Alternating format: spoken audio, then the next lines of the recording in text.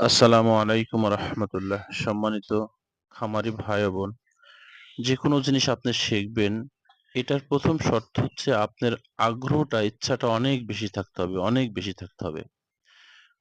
তারপরে গিয়ে আপনি একটা জিনিস শিখতে পারবেন।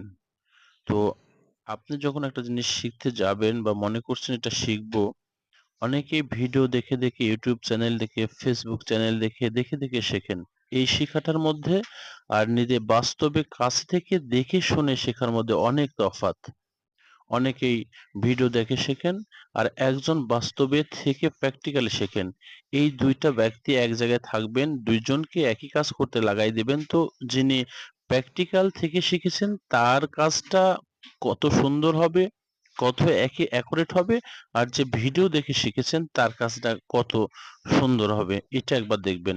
যিনি বাস্তবে শিখবেন, দেখে শিখবেন, তার কাজটা হবে অনেক অনেক ভালো। যার জন্য আপনারা খামার যখন করবেন, অবশ্যই খামারের সমস্ত খামারের একটা প্রয়োজনীয় যেসব